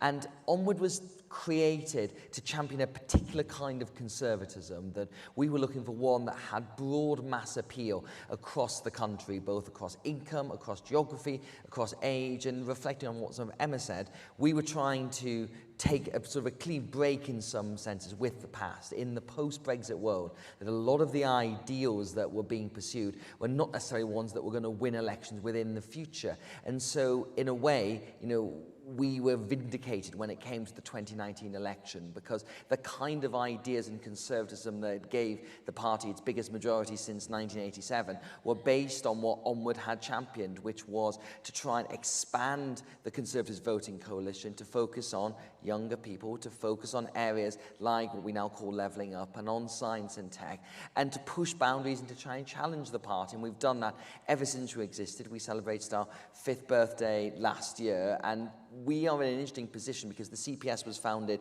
when you're in opposition. Onward was founded while the party was in government. We are now adapting to opposition for the first time, and it's going to be different. That, you know, we are a relatively small institution. We've got our marquee conference, and please do drop by for the events we've still got for the rest of today. And it's been great to see all those events packed, that we've had full rooms for all of them. So there's clearly a big interest within the party about what those ideas need to be. The question, I think, for all think tanks is, in an era when you don't have the purchase within government, you've not got a ready stream of ministers like yourself, Stephen, and special advisors and fewer MPs, how we get currency and traction for those ideas. And I guess we are, 3 months into the next 4 to 5 years in a sense. And, you know, we could start saying this is what the party needs to do now, this is what its policy on X, Y, and Z should be, but it might actually be irrelevant by the time we get to 2028, 2029. So we're starting off with some big, broad brushstrokes now, pulling back the camera lens from where we've been over the past couple of years, which has been very focused on smaller policy, to focus on those bigger ideas, and then hopefully start to build the frameworks with other think tanks as well for what prescription the party can put forward when it comes to the next election. Let's tease that out a bit, because as you say, policy making in opposition is different to policy making in government. It can be difficult in government to come up with those new ideas, and we've talked us through how we did that, particularly in the run-up to the 2019 election. But of course, we find ourselves now making policy in opposition for the first time in a decade and a half. I've been struck by how quite a lot of the contenders, and indeed lots of other people who are taking part in the debate that we're having in the party, are saying, look, now is not the time to be setting out really detailed and specific policies for the next general election. That might yet be 5 years away. Are we in more of a diagnosis phase at the moment before we move into the prescription and actually setting out the things that might form the party's manifesto as we go into the next general election? Emma, do you want to go first? Well, I think I can completely understand why you might not want to get into the specifics of policy. You know, there's no point in committing to, you know, cutting a specific tax rate by a certain percentage, because that might not be the rate when we come to the next election. But I don't think it's ever too early to talk about policy, and I think it is a little bit dangerous to suggest that that's something that you can park for the next sort of 18 or 24 months. One, because, you know, we've gone back to having unpredictable election schedules. We're all assuming it's 2028, 2029. That's not actually a given, so it's a big gamble to make. But secondly, I think, you know, Seb, you mentioned the 2017 election. I think what that showed in many regards is you can't drop a big reforming radical policy on the country out of nowhere. And, you know, Theresa May did that on health, you know, social care and older persons care. And, you know, you can think whatever you like about the specifics and merits of that individual policy, but springing things out of nowhere doesn't work. The country sort of goes into shock, especially if it's on something like healthcare, which is such a contentious issue, but also so important to address. The way that you introduce radical reform is slowly and over time, so that by the time you get to an election and it's in a manifesto and it's, you know, being talked about on stump speeches, it doesn't feel like a radical policy anymore. It feels familiar to the public, and they say, oh no, yeah, we've heard that sounds familiar. Over the last few years we've been introduced to this idea. So I can understand you might not want to get into, you know, making really cast iron policy commitments, but you can't just park it and not talk about it for a couple of years, because that's how the public respond very negatively to things that they feel like have been dropped on them from nowhere. Should we be paving the way, using this time wisely, or should we take our time to diagnose what's gone wrong before we come up with the ideas? Well, over the last 6 months, Onward has been getting ready and then into the election campaign with our Breaking Blue project, which was published on Sunday, which was picked up in many newspapers, and we had a launch event at conference for it. And what we were trying to do with that project was fully understand what's happened, because I think, you know, everyone will have their own diagnosis on what happened on July the 4th, but what we're trying to say is there's much deeper trends as well as some of the more specific things that we saw. So, for example, the way that, you know, we looked at the Conservatives voting coalition as like an onion in a way, so many layers of it built up over time from 2005 onwards, and then when it came to the election this year, I don't know if onions collapsed, but was chopped up into small bits very quickly, and all those layers were peeled back. And we wanted to understand how that happened, how the electorate has changed. And what we're trying to say is that the Conservative Party should not, you know, we should not just think we're going to bounce back in 5 years or 4 years or whenever it is time. That should not be a given,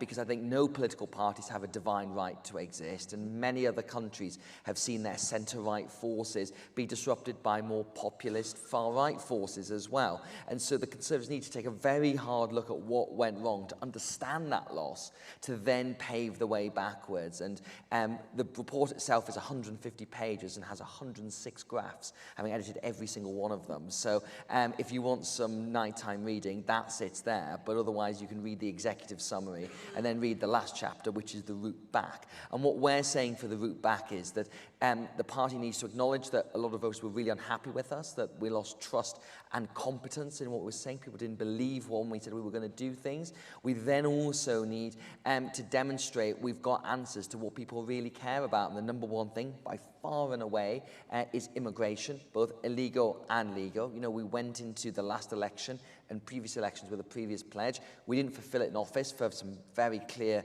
and difficult reasons, but voters don't really care about that. They still say you said one thing and you did the opposite. And until we deal with that and regain that trust, we won't gain a hearing from the country. So I think the kind of the guidelines of the way back to power are quite clear. And I do think the party can do it within 5 years, but it does require having the right platform, having some humility in loss, and then on those areas of immigration, the way people are being taxed, the state of public services, we need to think about what a cogent answer to that is, because you remember in your CRD days, Stephen, that in 2005 to 2010, the Conservatives had a really good diagnosis for how to fix public services. The Gordon Brown had just piled money into it with not a huge amount of success in some cases. But what we were saying is you need to reform public services, you need to make them better, you need to expand the capacity, and we think of academies, free schools, mayors, universal credits, all great Conservative examples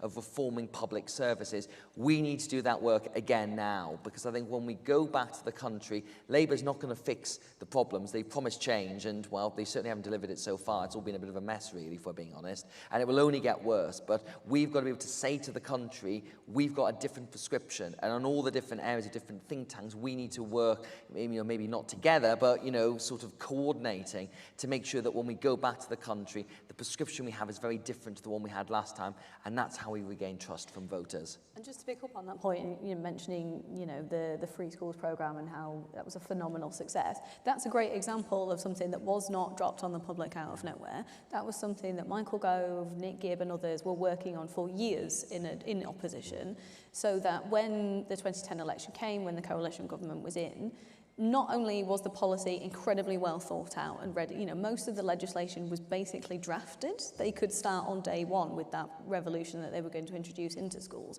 But they also had buy-in from, hate the word stakeholders, but there were teachers and head teachers who'd been involved in developing that programme, other education specialists, who not only understood what the government was trying to do, but could go out and advocate for it. So it wasn't just Michael Gove standing up and going, we're going to make this change to schools.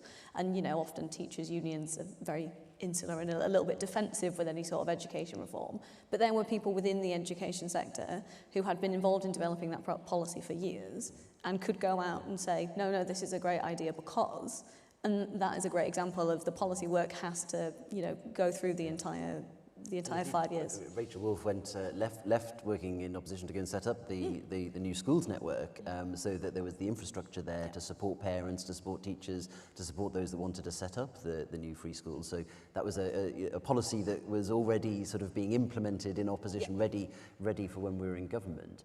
But does that sort of underline how we need to have allies and outriders? We need to, the left have got obviously the trade unions, lots of NGOs, all those experts that you see talking on the television that turn out to be Labour candidates. How can we use our allies, people that may not be card-carrying conservatives, but who share our instincts, who are concerned about the same things that the government is doing, to build that alliance even while we're in opposition, so that we're ready to solve the problems that we face now? Yeah, I mean, I think it's important that policy is developed in that way. It's not just developed in think tanks. You know, we're not sat in our offices in isolation, not talking to anyone. That's not how the party develops policy either. You know, the Conservative Policy Forum is very healthy and active and involves members in the development of policy. But we also need to bring in practitioners who are working in the sectors that we want to reform, or working in the policy areas that we want to address, because they're the people who really understand what the impact of the regulation or the changes will be. And another way that we've marked our 50th anniversary is launching something called the Thatcher Fellows Programme, Thatcher Fellowships, to take mid-career professionals working in private industry and introduce them a bit more to politics, how politics works, how policy is developed, not with any intention of, you know, making them MPs of the future, although some of them have expressed that they might like to do that. That's not the point. We need people in business who understand how policy is made, just as much as we need people in the policy world understanding the business world and how policy is implemented, because I think too often those two groups are not talking to each other. Policymakers are trying to influence business. Business don't understand what their intentions are, what problems they're trying to solve, or they're looking back and going, well, that's a terrible idea. That was never going to work. Where's that come from? So involving the entire ecosystem in the development of policy, I think, is one of the best ways to make sure that the policy we do come up with when we're back in government is healthy and practical and works. And I think there aren't many advantages to opposition, but there probably are a couple. And one is a slight amount of breathing room to take that little bit of time to reach out to more people and really think things through. We don't have to rush, but we do need to start now.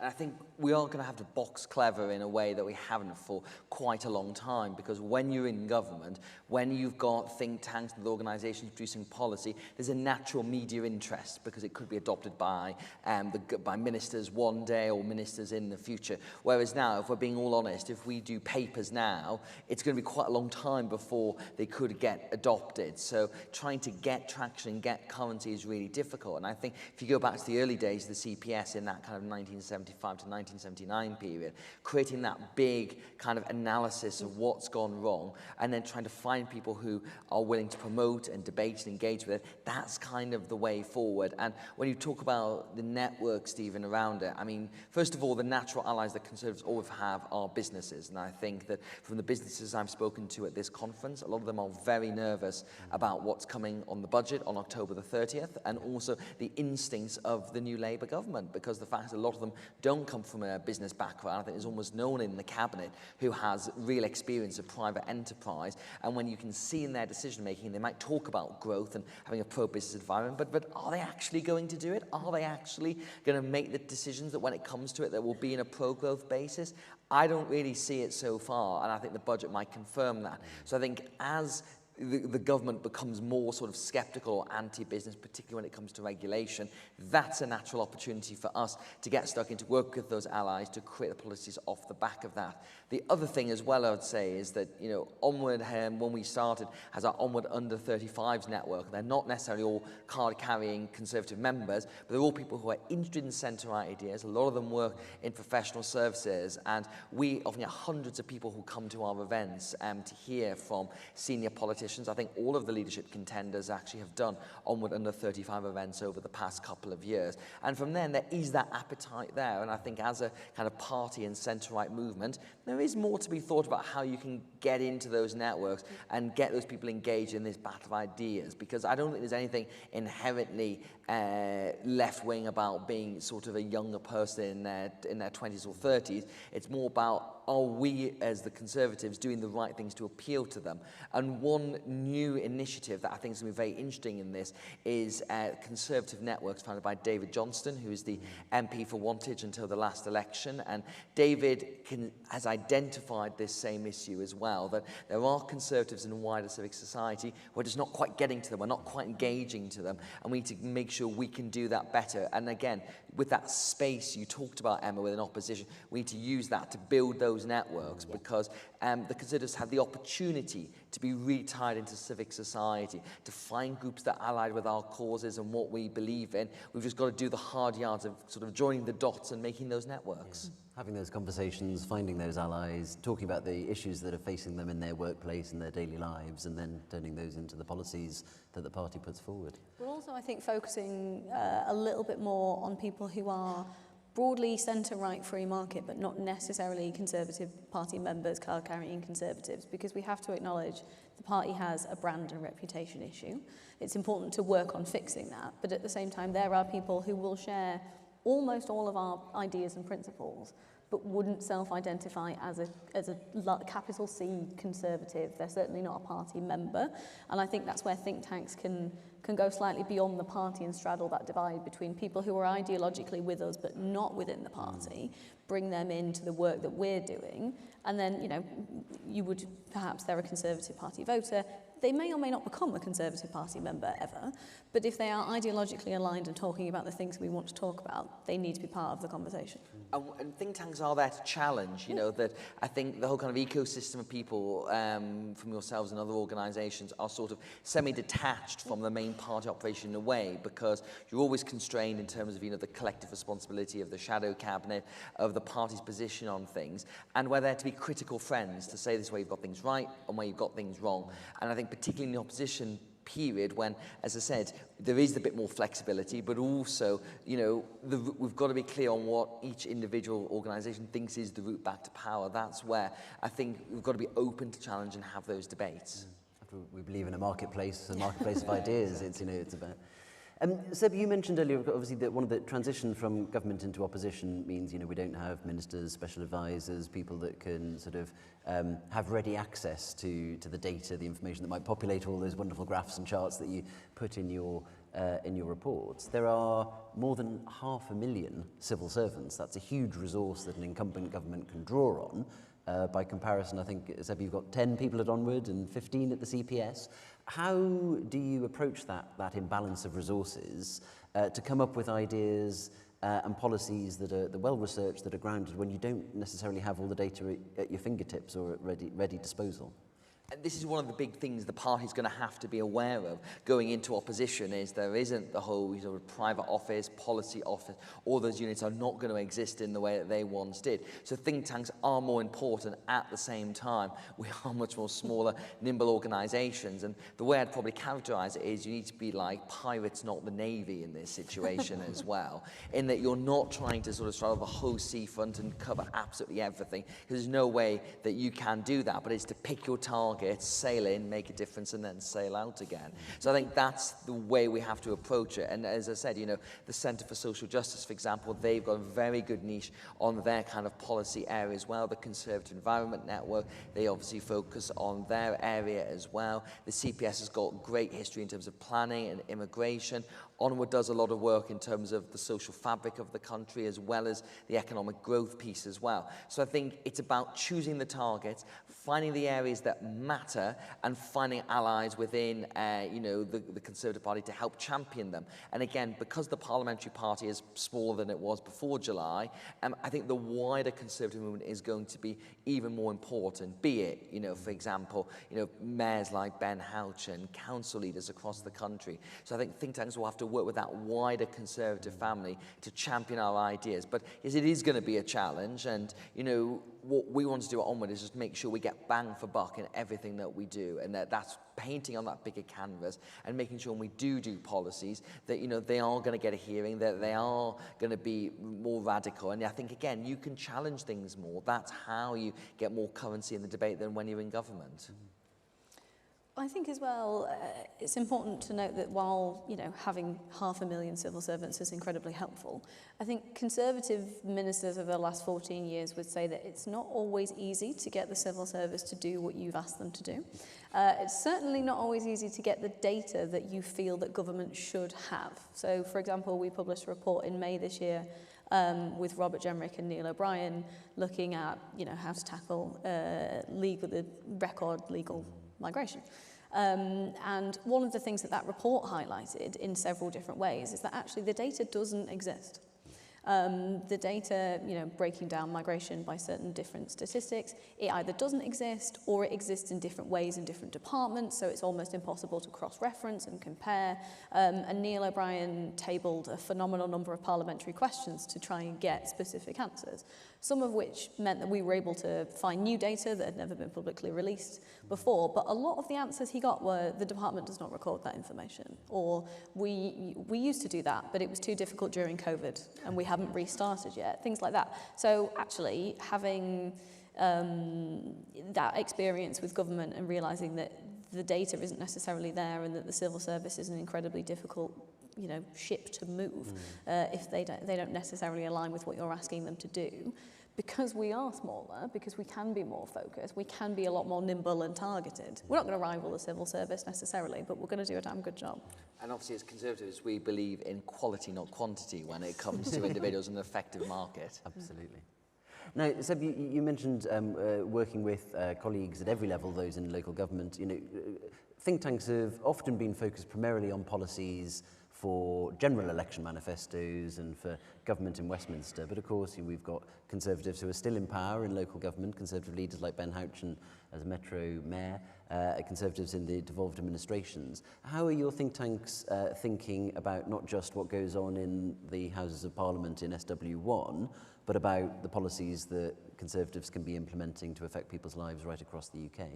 Well, I think the route to rebuilding back to power is going to start on a local devolved level because, as I alluded to earlier through our Breaking Blue research, we need to prove trust and competency again.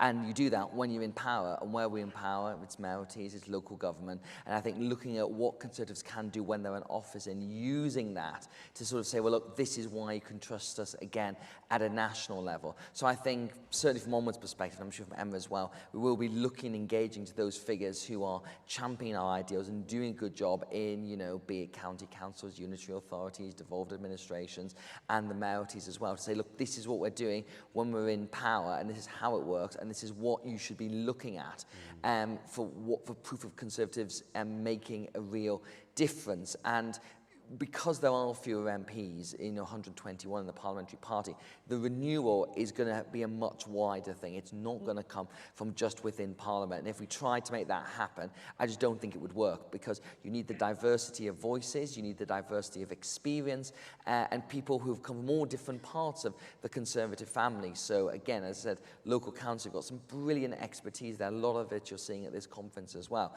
You mentioned Ben Houchen, who is now the most senior elected Conservative in the country, and he was speaking at a reception that we held last night, and he was saying, you know, the fact is his experiences by taking a pro-business, pro-investment, pragmatic approach, people will reward you with that. And I think there's an awful lot that we should be looking to what Ben Houchen has done about how that can be replicated when you're going back to us trying to convince them again. So there's a great wealth of talent and experience. It will require a recalibration away because naturally think tanks often exist within the SW1 physical space and are trying to influence that. And it's a new era and now make a new approach. I don't disagree with any of that. What I will just add, though, is we do live in one of the most centralised countries in the world. So inevitably, a lot of the focus is going to be on influencing policy from Westminster. And especially when it comes to, I think, the primary, not primary issues, but the most expansive issues facing the country. Things like the NHS, things like immigration, things like housing. you know, Labour have hit the ground running on housing, and they've shown that actually if you have a strong government who make a point on planning and say to local authorities, this is what we want you to do, we're going to hold you accountable to that. Yes, it's your decision, but we're going to drive through, you know, what we want to see from you and hold you accountable to that. So many of these big issues are driven from Westminster. So it's completely right that, you know, I think Ben Houchen got elected because he was able to differentiate himself to a certain extent from the central party in Westminster, and that's probably, you know, one of the main reasons that he's still the mayor now. So focusing on Conservative successes outside of London is critical, because they're probably going to be some of the only direct successes we see from the Conservative Party in the next few years. But that's not to underestimate the importance of fixing issues with a strong policy focus in Westminster, because that's where a lot of the decisions on the key issues are made, because we are so centralised. How important are things like this week at the party conference in sort of broadening the dialogue, making sure we're having the conversation right across the Conservative family, learning from what Conservatives are doing in local government, getting out of the bubble? You mentioned the Thatcher Network and the fellowships and the Onwards Under 35s programme to sort of broaden the conversation. When we're not sort of all gathered here at party conference, how are you trying to sort of broaden that dialogue and keep the conversation going, not just physically in SW1? Well, I guess party conferences obviously are, well, obviously you've got spring conference as well, makes it happen 2 years as well. But I think ultimately, the good thing about think tanks is that we do lots of events. CPS do a lot, we do them, nearly all of them are open to the public. And even if you can't attend in person, you can attend virtually and watch online. So again, as it comes to those kind of key moments, you know, we'll have the budget in a couple of weeks. That'll be one where there'll be a lot of debate on the centre-right about, I mean, there's not going to be much right in the budget, but it would be quite easy to diagnose what's wrong in it, and again make sure that, you know, we are adding good critiques and ideas that will generate people ideas that will help them if you're out campaigning on the doorstep, or if you're looking forward to the local elections next year, to get people engaged with that too. So it does need to be a constant thing that you keep going, because I think it would be a mistake just to say, you know, we obviously got this leadership contest now, you get the new leader in November and then it just stops. You know, really that is just the start of another whole process about defining where the party is at, tackling some of those issues we need to get to.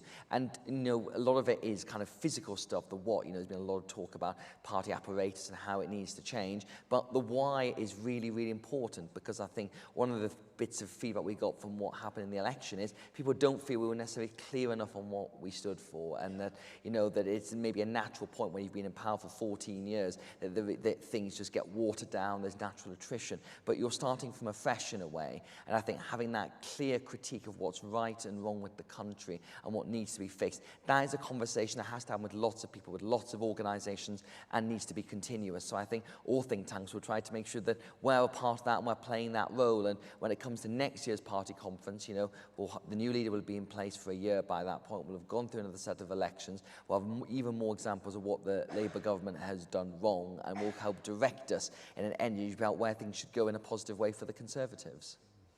I think conference is important in bringing members together, making sure we all feel, you know, part of a collective mission, with sort of an aligned vision and ideology behind what the Conservative Party is doing. But I think, you know, to echo things we've already discussed on this panel, there are, I don't think we have an exact number of how many Conservative Party members there are, but there has been a significant fall over the last, say, 20 or 30 years. The Conservative vote is several times bigger than that, and we need to talk to the public and the voters, whether that's the people who voted for Conservatives this year, whether they voted in 2019, whether they have never voted Conservative but are open to the idea, because I think we don't want to take for granted, you know, the incredibly important members in this room, the people who will go out and do the door knocking and deliver the leaflets. That's how the party wins elections.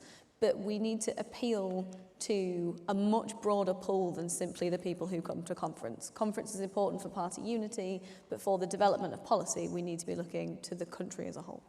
Well, that's been a stimulating discussion, underlining the importance of continuing to discuss, to have that dialogue, to broaden our networks, to deepen our thinking. Thank you very much to Serban, to Emma for joining us to give the think tank view. Thank you to all of you for joining us and being with us. Please join me in thanking our panel.